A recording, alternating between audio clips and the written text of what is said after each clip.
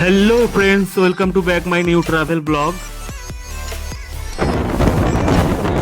শহরের কোলাহল থেকে একটু শান্তি, প্রকৃতির কোলে একদিন কাটাতে আমরা বেরিয়ে পড়লাম কলকাতা থেকে টাকির উদ্দেশ্যে। ট্রেনের জানলার বাইরে সবুজ মাঠ, নদী, গ্রামের মনোমুগ্ধকর দৃশ্য দেখতে দেখতে কখন যে পৌঁছে গেলাম টাকি স্টেশনে বুঝতেই পারিনি। আপনারা চাইলে ট্রেনে অথবা নিজের গাড়িতে করেও খুব সহজে টাকিতে পৌঁছে যেতে পারেন।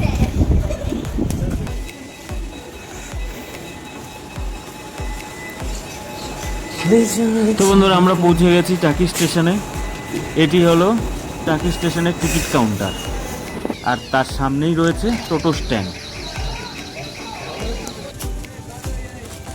টোটো স্ট্যান্ডের পাশেই রয়েছে একটি গ্যারেজ এবং কিছু দোকানপাটও এখানে রয়েছে। আপনাদের খিদে পেলে এখান থেকে নেমে কিছু খেয়ে নিতে পারবেন। এছাড়া স্টেশনেও অনেক দোকানপাট আছে।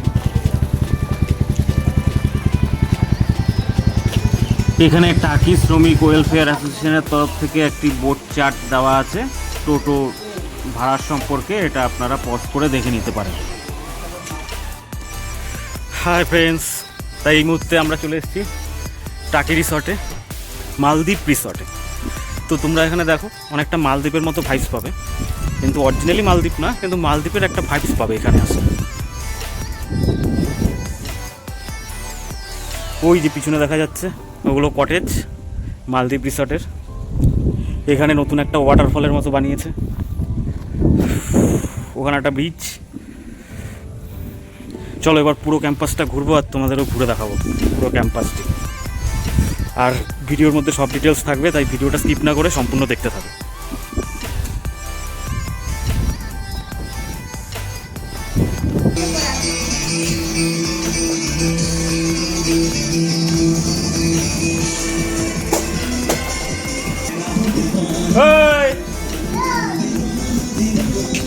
টাকি সাইট সিনের সম্পূর্ণ ভিডিও নিয়ে খুব শীঘ্রই আসছে পরবর্তী পর্বে, তাই ভিডিওটি শেষ পর্যন্ত দেখুন।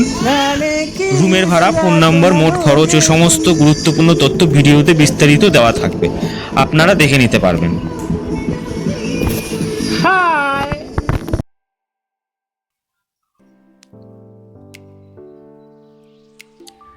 রিসেপশনে চেক ইন করে আমরা চলে গেলাম আমাদের রুমে। এখানে নন এসি রুম শুরু 1200 টাকা থেকে, এসি রুম 1500 টাকা, আর সুন্দর ওয়াটার কটেজ প্রায় 4000 টাকা, যার সঙ্গে রয়েছে কমপ্লিমেন্টারি ব্রেকফাস্টও।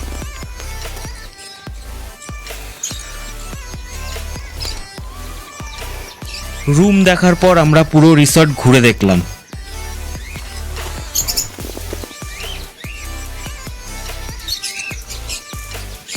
রিসর্টে ঢুকতেই চোখে পড়ল অসংখ্য পাখির কিচিরমিচির, চারিদিকে সবুজে ঘেরা বিশাল ক্যাম্পাস, যেন প্রকৃতির এক শান্ত আশ্রয়। বর্তমানে সুইমিং পুলের কাজ চলছে এখানে, খুব শীঘ্রই সেটি চালু হয়ে যাবে, যা এই রিসর্টের আকর্ষণকে আরও বাড়িয়ে দেবে।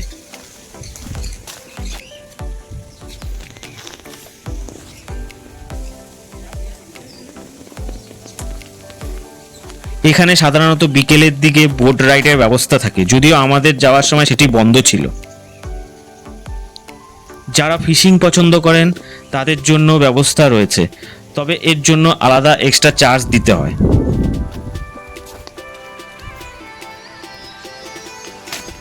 সন্ধ্যা নামার পর রিসর্ট যেন এক অন্য রূপ ধারণ করে, আলোর সাজে পুরো ক্যাম্পাস আরো সুন্দর হয়ে ওঠে।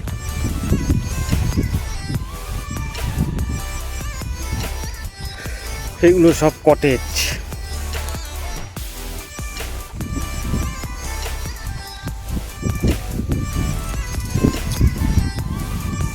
কলকাতা থেকে টাকির উদ্দেশ্যে রওনা দিতে চাইলে শিয়ালদা থেকে হাসনাবাদ লোকাল ধরলেই সহজে পৌঁছে যেতে পারবেন।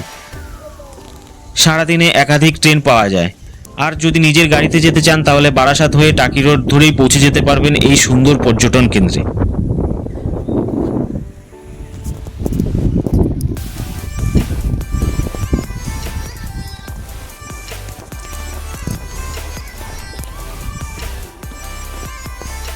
এখানে রয়েছে অনেক সুন্দর সেলফি জোন, তাই ফটোগ্রাফি বা প্রি ওয়েডিং কিংবা ক্যাজুয়াল ফটোশ্যুটের জন্য এটি দারুণ একটা স্পট।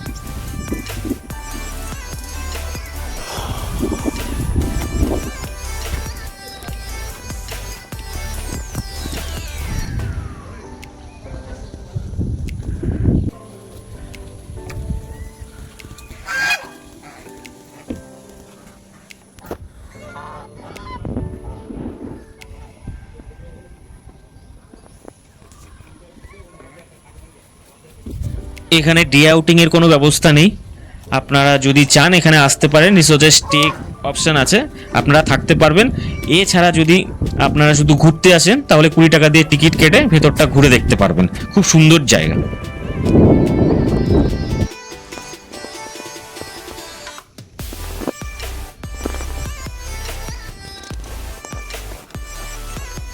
আজ আমরা পৌঁছে গেছি টাকির অন্যতম আকর্ষণ মালদ্বীপ রিসর্টে।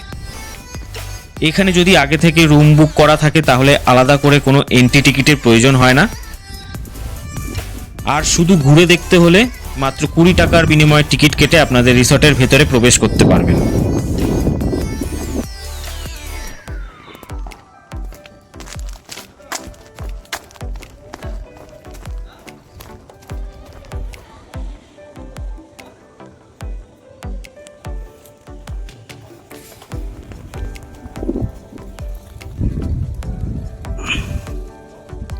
রিসর্টে ঢুকতেই চারিদিকে সবুজের সমারোহ, কাঠের ব্রিজ, শান্ত জলাশয় আর সুন্দরভাবে সাজানো পরিবেশ যেন মুহূর্তেই আপনাকে নিয়ে যাবে মালদ্বীপের এক টুকরো স্বপ্নের জগতে। রিসর্টের ঠিক বাইরেই রয়েছে টোটো স্ট্যান্ড। টাকির আশেপাশের দর্শনীয় স্থান ঘুরে দেখতে চাইলে এখান থেকে টোটো রিজার্ভ করতে পারবেন। চাইলে রিসর্ট কর্তৃপক্ষ ব্যবস্থা করে দেয়। মাত্র 1000 থেকে 1200 টাকার মধ্যে পুরো টাকি দর্শন করে আবার ফিরে আসতে পারবেন রিসর্টে। এখানে একটি পার্কের মতো জায়গা করা আছে, বাচ্চারা আসলে এখানে খেলাধুলা করতে পারবে। আর তার সামনেই রয়েছে সেই কটেজটি। এখানে আপনারা 1500 থেকে 1200 টাকার মধ্যে রুম পেয়ে যাবেন এই কটেজগুলোতে।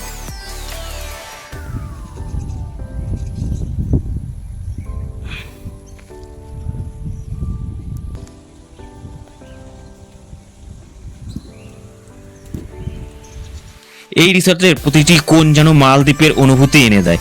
তবে এটি রাজবাড়ি ঘাট থেকে একটু ভেতরে অবস্থিত। যারা রাজবাড়ি ঘাটের কাছাকাছি থাকতে চান তাদের জন্য বেশ কিছু ভালো রিসর্ট আমি সাজেস্ট করব, আর ফোন নম্বরও ভিডিওর মধ্যে দিয়ে দেবো। যদি কলকাতার কাছাকাছি একদিনের জন্য প্রকৃতির মাঝে একটু শান্তি খুঁজে নিতে চান তাহলে টাকি মালদ্বীপ রিসর্ট অবশ্যই আপনার ট্রাভেল লিস্টে রাখুন।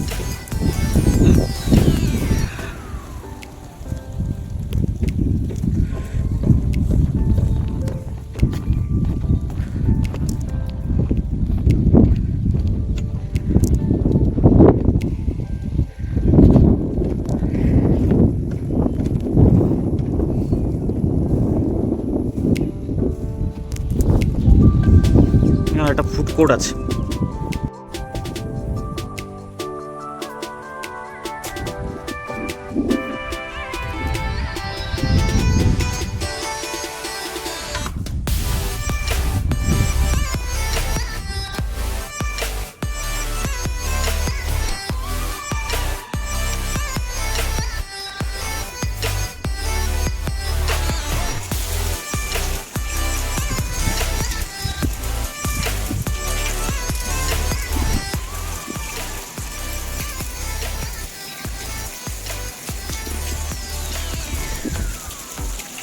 আমরা থাকার সময় রিসর্টে সেখানে বৃষ্টি নেমেছিল, আর সেই বৃষ্টি ভেজা আবহাওয়ায় রিসর্ট যেন আরো মোহময় হয়ে উঠেছিল। প্রকৃতি যেন নিজের হাতে নতুন করে সাজিয়ে দিয়েছিল চারপাশ।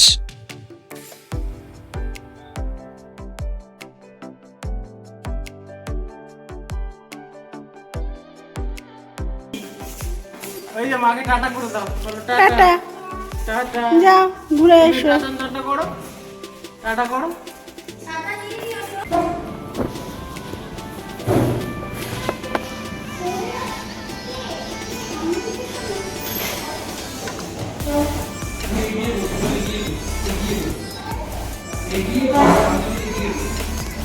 রিসর্টে নিজস্ব রেস্টুরেন্ট রয়েছে।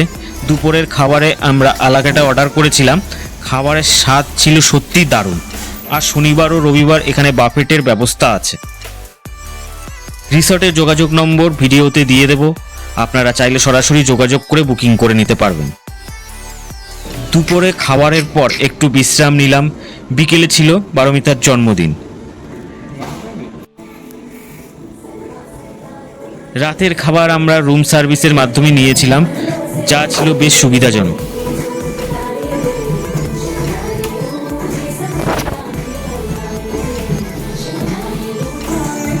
বিকেলে পারমিতার বার্থডে সেলিব্রেশন ছিল, তাই সুন্দর ডেকোরেশনের প্রস্তুতি চলছে।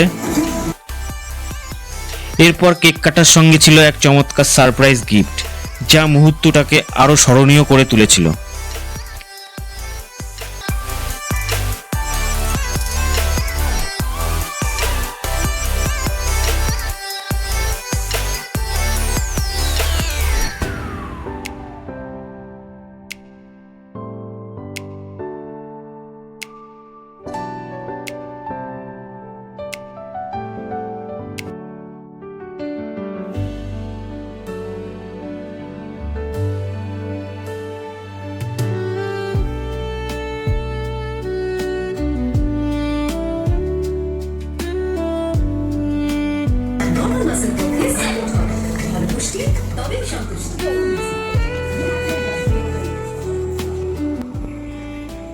রুমগুলো খুবই পরিষ্কার, আরামদায়ক এবং বেশ লাক্সারিয়াস।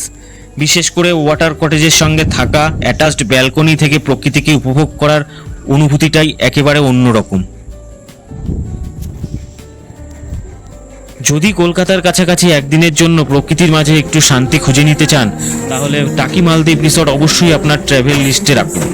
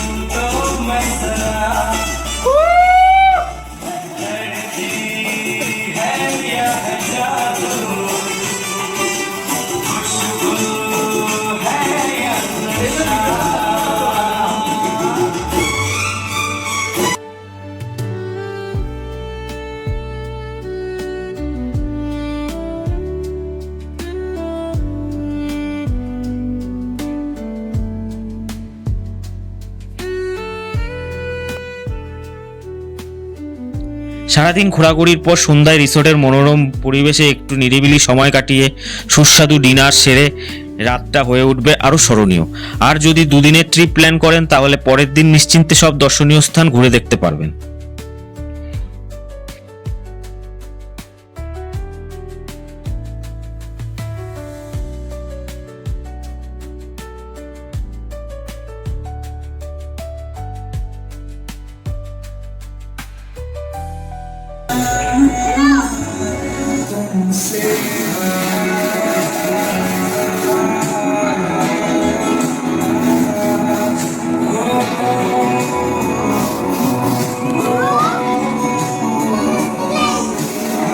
বিষয় জানিয়ে রাখি, আগে এখানে আরও অনেক রিসর্ট থাকলেও এখন বেশ কয়েকটি রিসর্ট বন্ধ হয়ে গেছে। তবে এই ছোট্ট বিষয়টা বাদ দিলে শহরের কোলাহল থেকে দূরে শান্তিতে কয়েকটা মুহূর্ত কাটানোর জন্য এই জায়গাটি সত্যি অসাধারণ। বিশেষ করে ওয়াটার কটেজের বারান্দায় দাঁড়িয়ে প্রকৃতির সৌন্দর্য উপভোগ করা অনুভূতির ভাষায় প্রকাশ করা কঠিন। রিসর্টের রেস্টুরেন্টটি অত্যন্ত সুন্দর ও পরিপাটি, খাবারের ব্যবস্থা ভালো। তবে একটা অসুবিধা এখানে রয়েছে ঠিকই, আশেপাশে কোনো বড় মার্কেট নেই, তাই প্রয়োজনীয় কিছু লাগলে রিসর্ট থেকেই আনতে হবে। মানে রিসর্টকে বললে তারা এনে দেবে, সেক্ষেত্রে একটু বেশি দাম পড়তে পারে, না হলে টোটো রিজার্ভ করে আপনাদের মার্কেটে যেতে হবে।